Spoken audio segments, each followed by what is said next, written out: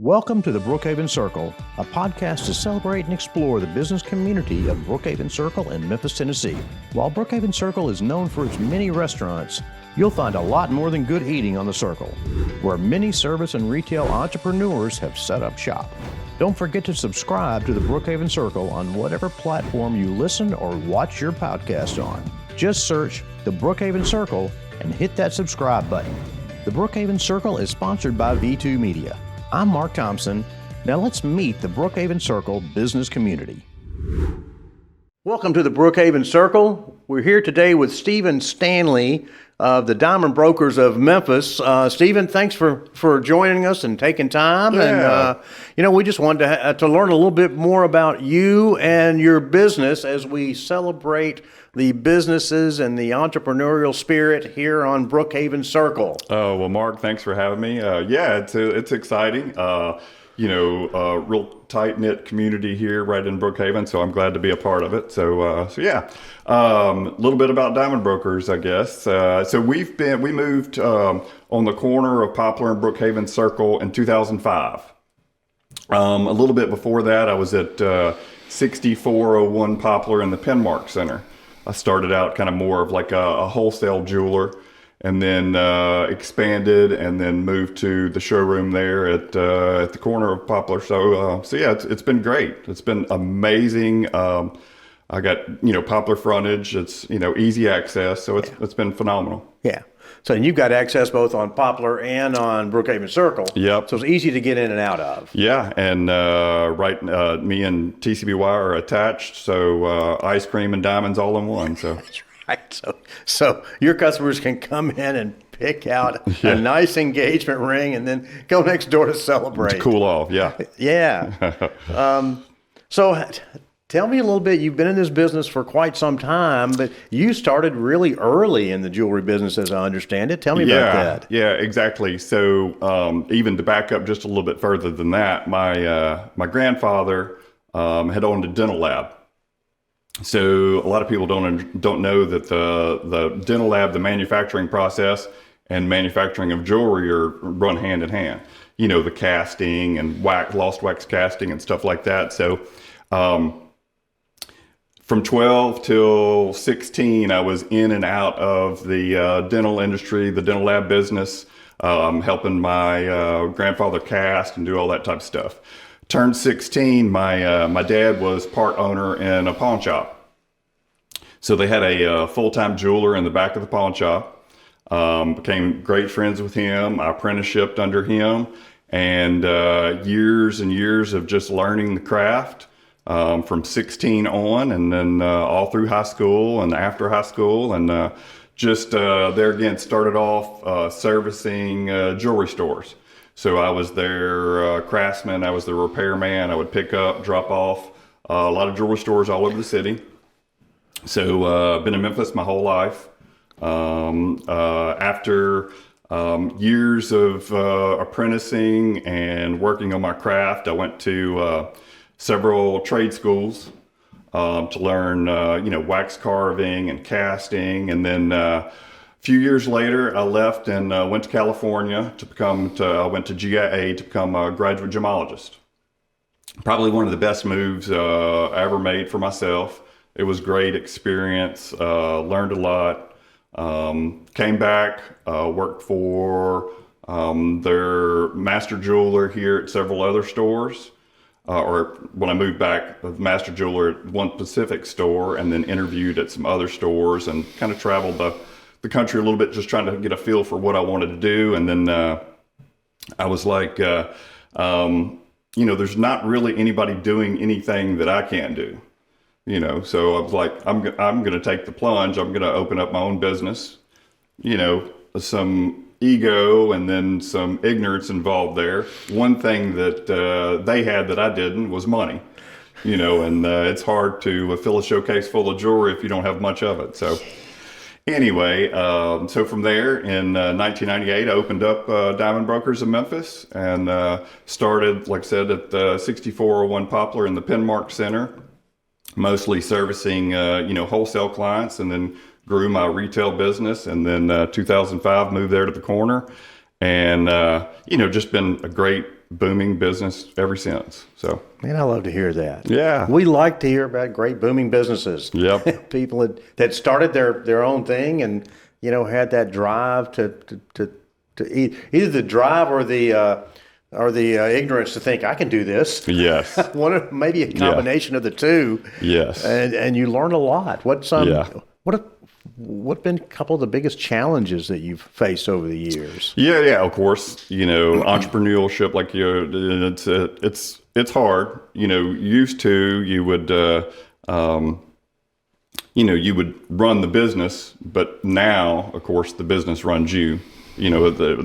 My children always say, "Hey, you don't have a boss to answer to." Well, my boss I have to answer to is every one of my customers. So. It's part of it. That's the ins and outs of entrepreneurship. So funny you use that analogy because I use the very same one. Yeah. Our youngest in particular, he said, "You don't even have a boss." I said, "Every client we have, Yep, is my boss at some level." Yes. Yeah, that's correct. Because you got to keep your customers happy, and that's right. So you guys offer a good variety of services. You do design services and repair. So talk a little bit about some of those things that you offer, maybe above and beyond, a chain store for sure. Yeah.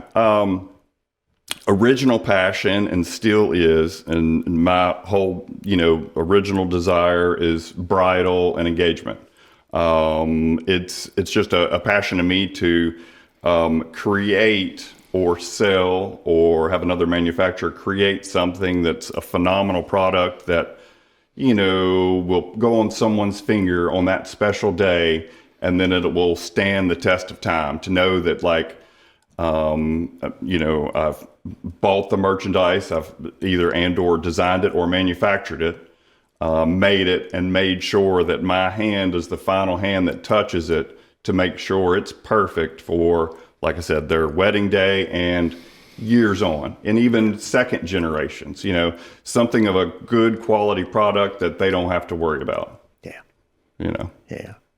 Do you have a favorite story that maybe it could be a save the day story, or just something that would kind of interesting along the way? Well, I don't have too many stories as far as what I can recollect at the moment, but just flashbacking back to the harder times of when I first opened up, and I just use this for my children as well, to where I'll just let them know that Dad wasn't always like this. I used to, get a few potatoes and microwave them, and that was my lunch for several years while I was scrunching through trying to fill the cases with my designs and jewelry and stuff. But, that was back in the old days. So, yeah.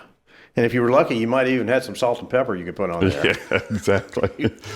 splurge for a little sour cream. So save a few packets from a fast food place. But, great customers. That's part of it, So. Talk to me about your customers. Who's your customer base? Yeah. Where do they come from? So, of course, right here in the heart of East Memphis, just great Memphis customers, all from around this area. Of course, now being in business, this is actually my 25th year. So 25 years in business, actually, I think this month, if I think about it, last month, this month, yeah. So 25 years of being here. So that 25 years of engagement rings, a lot of rings. Just great customers, some of the nicest people. You get to know a lot of people in the industry, but one thing that's kind of triple folded my business and why it's grown and been so busy is just that all the engagement rings I sold, 10 years ago, 15 years ago, 20 years ago, follow through with anniversaries, birthdays, all of those happy times. And of course, you do a really good business, you treat somebody really well, they want to come back and do business with you. We're just, the main thing is just, really good people, really good customers, high integrity, you just, you want to treat someone just like you'd want to be treated, the best that you could. So, yeah. So if you've been in business for 25 years, are you starting to see a second generation customer? Yes, I do have some second generation customers. It's crazy. Yeah. How fun is that though, to see, have the mom and daughter come in and the mom has one of your rings already, Yeah, and it's crazy. Yep. that's got to be fun Yep. to meet the daughters. Yes. So talk to me a little bit about some of your other services. I know you do some repair, you do some design. Yeah. And tell me a little bit about that design process and some of the other things you do. Yeah, so we're a full service store. We get calls all the time. Hey, do y'all repair jewelry? Do you remake? Do you redesign? Do you do appraisals? Do you service Rolex watches? Yes, all the above. So we're a full service store as well. So we all the integrity and the craftsmanship follows through with all the servicing, repairs, whether they bought it here, at Diamond Brokers, or whether they didn't. We're just there to help and service the customer. If the customer needs something, our goal is to figure it out and make them happy. Yeah, good. Talk to me a little bit about some trends in jewelry and some trends in the engagement business, and what's hot, new, and next. Very, very interesting. So, one, I guess, just as far as trend wise, and then I'll hit on the second part of that question. Trend wise, it's crazy. So I started, when I was very young, as far as in the late 80s. So it's crazy now to see that as far as the engagement ring in fashion, yellow gold has come back around. So the majority of like my whole, industry business went from a transition in the 80s and early 90s from yellow to white metal, being mostly like through the 90s platinum, So I grew up working in platinum. But it's transitioned back a lot. Now, not completely, but the younger, the first time, engagement ring. I would say right now it's probably 70% yellow, moving into yellow gold, and probably only the 30% white, where 10 years ago it was 95% white metal, platinum, white gold. And then just 5% in yellow gold. As far as bridal fashion, of course, is always ebb and flowed with rose gold, yellow gold, platinum, white gold. So, but another big kicker in the jewelry industry that's probably the biggest thing in, I don't know, decades, if not ever, you have the introduction of lab-grown diamonds. So it's definitely, crazy to see the industry change and try to, it's a little bit on quaky ground as to like how big of an impact it's going to have on natural diamonds. And I get the question all the time, is like, is it fake? It's like, well, no, it's a diamond. It's beautiful. It's gorgeous. It's hard. You're not going to see any difference in it. Even me. I have to have a machine to tell me that it's lab grown versus natural. So yeah, beautiful, but we're right here on the brink of like everyone understanding and hearing more and more about it. And of course, they're at a fraction of the cost of your natural diamonds. And there's a lot of talk about natural diamonds are bad for the earth, and there's a lot of people, as far as like, mines and people mistreated, in all actuality, not to get too deep in that, but, natural diamond mines and have created towns and cities and schools and food and everything. So natural diamond industry is actually a great industry. You see some of the movies and stuff and not so good, but natural diamond is great. I mean, it's good and it's cherished by everyone all over the world. You've got the introduction of lab growns, beauty, just at a fraction of the cost.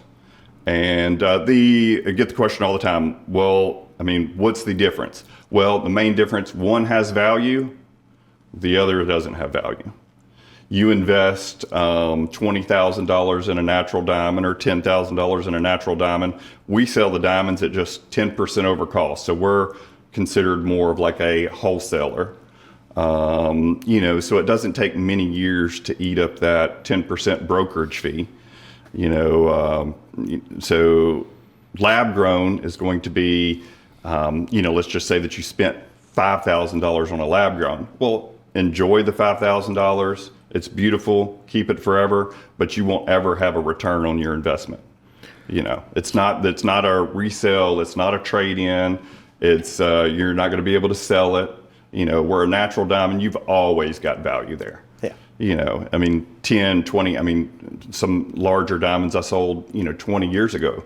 Some of those have increased 40, 50%. So that's a good investment. If you can wear something for 25 years and make 20 to 50%, on it, that's a good investment. That's a good investment. And people always ask me, are diamonds and jewelry a good investment? Well, diamonds are a good investment as long as you're wearing them and enjoying them. If it brings, happiness to your life, then yes, it's a good investment. So forget real estate. Well, go into diamonds. Enjoy them. Enjoy them, right? Yeah. Right.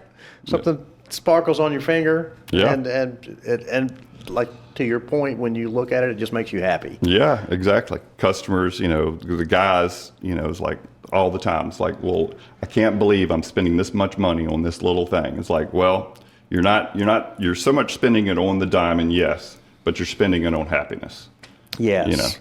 Love, happiness, Yep. But Sam, pay attention. Just, keep that in mind. So what's something maybe that people don't know about either your business in specific or the diamond industry that you'd want to tell folks? Yeah. I think, one of the main things that has made my business so successful is kind of going back a little bit is just honesty, integrity, just the desire and the passion to make people happy. Just good people. When you walk in the store, we're not trying to sell you anything. We're trying to help you. We want to be a friend, in this process, because a lot of it is stressful, And one of the things that's made us so successful is we just break it down simple. And so many of our customers just, even our reviews and like, oh my gosh, y'all made this process so easy for me. Y'all have made this process so easy for us. They come back in and look at wedding bands. It's just simplifying. We try to educate the customer to where they can make a wise decision, on, quality and budget and happiness. The guy's always got to, flirt the line of like, making her happy, but when still working within budget and, that's probably one of the key things that's made us so successful. Second is, pricing. We're in the scheme of things, a small showroom. We've got a lot of inventory. A lot of our customers come in and they're like, oh my gosh, I didn't know that, had this many options. Y'all have got a lot of inventory. So, of course, selection, good people, selection, pricing. Like I said earlier, we sell the diamonds at just 10% over cost. It's very competitive. It's hard to do. Settings and fashion jewelry and everything, diamond studs, diamond bracelets, everything, 50% off retail is our go-to margin, try to tighten our profit margins, lower overhead. And there again, back to good people. Yeah. And one of my questions, what sets you apart? And you've kind of stated that as we've gone along here. Yeah. I think that's probably a key point of that question. Yeah. It's pricing and people. Yep. Yeah. Talk to me a little bit about some of the brands that you carry that might be, a little different to the market here. Yeah. So I design and special order manufacture, a lot of specializing in engagement. But there's a whole lot more demand than, of course, that I could keep up with. One thing that me being the buyer, wear so many hats, me being the buyer, but have all of the years and knowledge of the jewelry. My wife always tells me, she says, "Oh my gosh, you're an amazing artist. You are an unbelievable artist. You can't." And I always tell her, I was like, well, I may have a little bit of art, but it's mostly engineering. Yeah. So with me having all the knowledge of what works and what doesn't work, I see so many engagement rings and jewelry that come in that, didn't stand the test of time. Yeah. So smart buying is, another key factor. So yeah, brands, like, big names like Sylvie engagement rings, Coast engagement rings, Saturn engagement rings, just a lot of different brands. We carry, like I said, a lot of product. I look at every single diamond that I sell.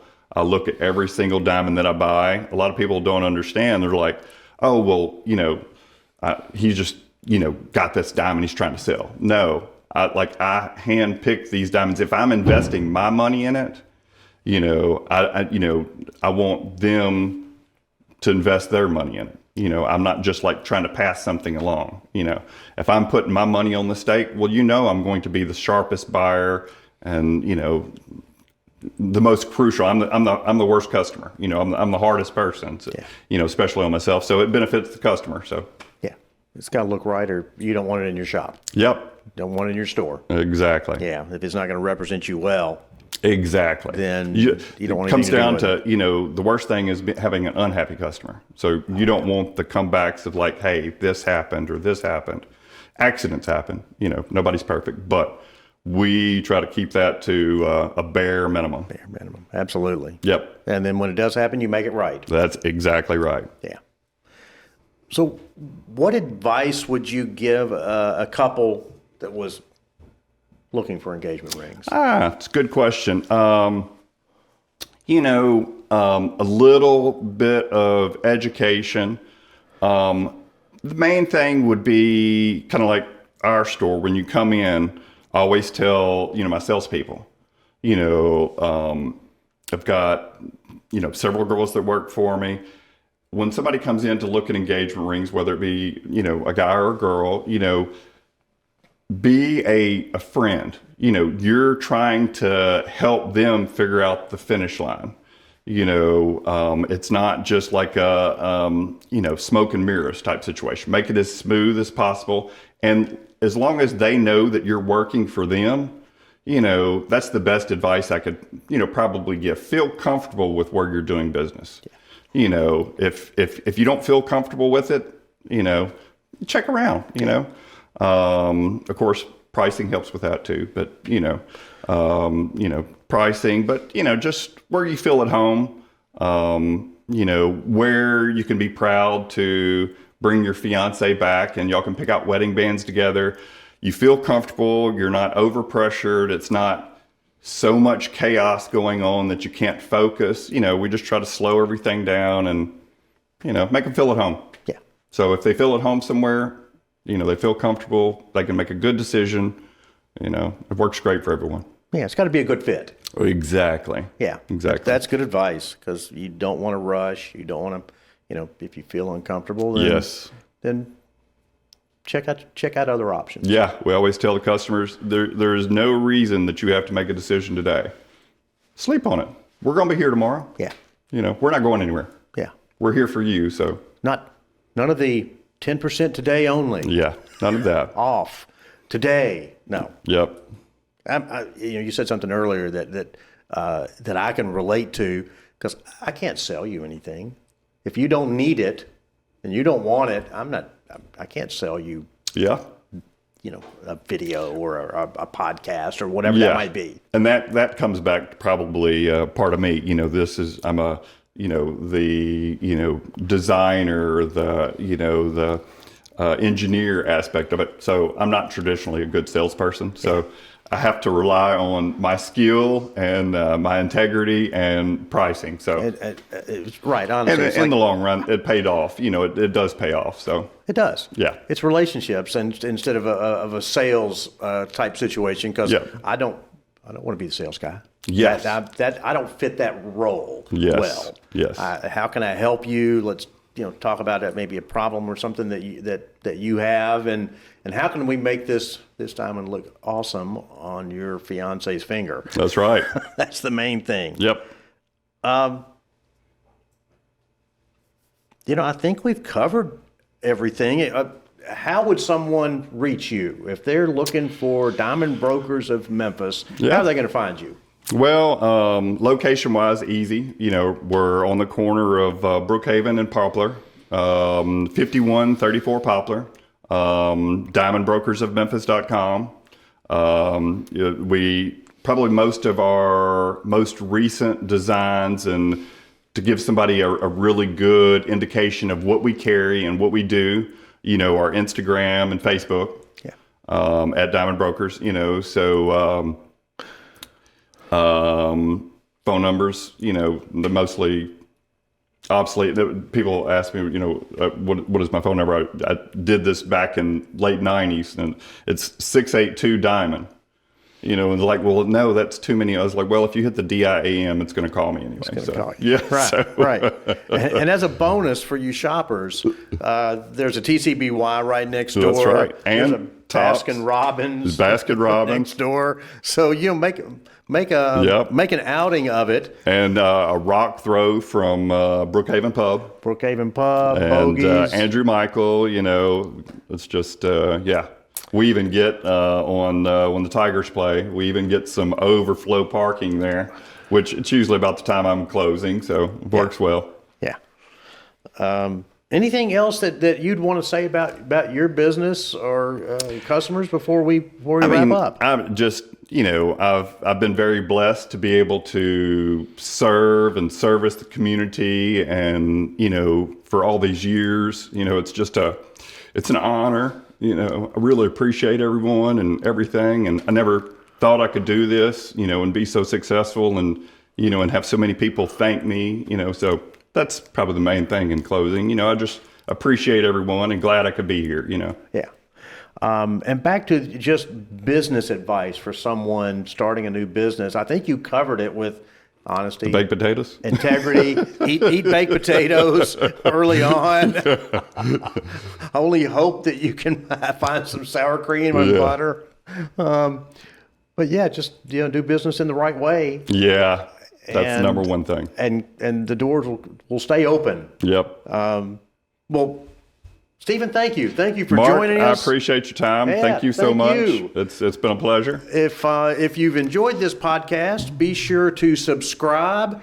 We'll have Stephen's information up on screen. So go to the Diamond Brokers of Memphis when it's time for you to make that special someone in your life happy. A little smile. Sparkly is always a good thing.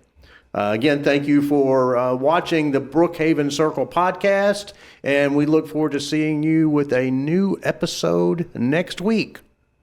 Thanks for joining us on the Brookhaven Circle.